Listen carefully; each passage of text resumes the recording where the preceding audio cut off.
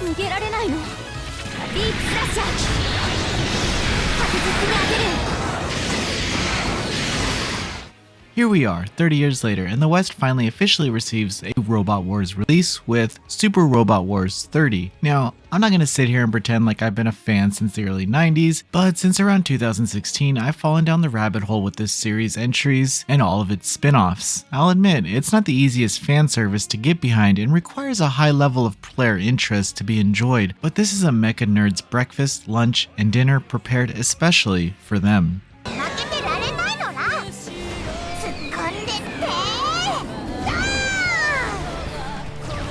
Super Robot Wars 30 has a campaign that merely exists for early 90s to modern mobile suit and mecha characters to join together and fight Neo-Zeon enemies and the like. It's nonsensical but surprisingly easy to follow. This is mainly due to the option to pull the encyclopedia on every character as they are speaking to receive their full lore summary. This also works with highlighted text during dialogue. It's in-depth and fantastic for those who only know a few of these characters, essentially opening up the possibility for players to check out these characters in their respective franchises. Players can choose a mission from a list, which sets the stage for the battle at hand. Of course, the missions will always be epic to the point where the over-dramatized character banter will make you believe that you might lose, but someone will always make an entrance to save the day, so don't worry. It's so stupidly cool though, and you can't help but feel like you are watching some over-the-top anime episode featuring all these intense pilots. Following missions, you'll add a few new mechas to your character list and then move on to the next mission. Rewards are granted for you to equip your favorite mecha and base, which adds buffs to characters and higher rewards. There are a few types of in-game points, but it mostly comes down to simply completing the mission. In fact,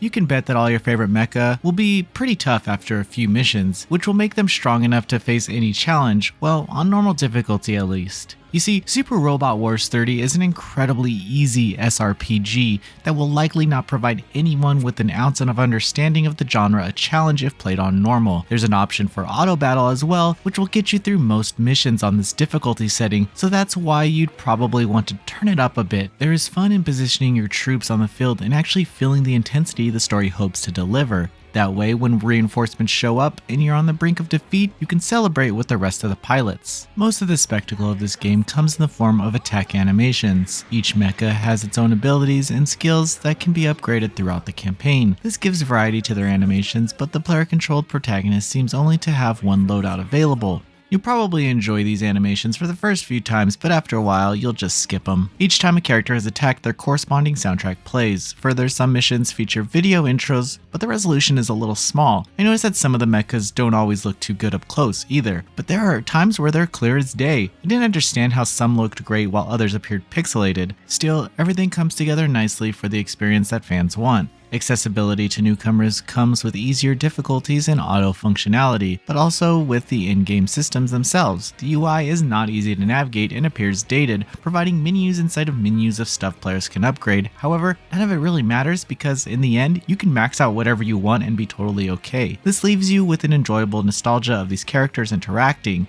There's some replayability found with which missions you pick, but this is a 40+ hour experience, and not all of the missions are that interesting, so don't be afraid to turn on the auto and go do some chores or something. In combat, players can move their units around a field to position them for attack. Attacks can range in distance and use up energy to use, but you're typically clear to approach this without any obstacles. In all honesty, there's room for mistakes in every mission, which is great for first-time players. Every attack receives a response, so if you attack an enemy, expect them to counter. However, you're also able to do this, and depending on your position, you're able to link up with other units and create some massive combos of damage. Again, it's all spectacle in a way, and the enjoyment directly derives from the character interactions. Super Robot Wars 30 is a wonderful place to start in this series due to its ease of accessibility and commendable encyclopedia of terms and characters. It's an approachable SRPG no matter your skill level, but shows age in its menu design and limited tutorials. Still, it managed to rope me in for hours of enjoyment as I survived off this mecha feast for days. So here's to another 30 years of Super Robot Wars. Noisy Pixel is giving Super Robot Wars 30 a 7.5 out of 10. Thanks for watching. Please read the full review at noisypixel.net. Noisy Pixel is run by a group of gamers who work hard to deliver news, reviews, previews, and more. Please subscribe to keep up with all our future content.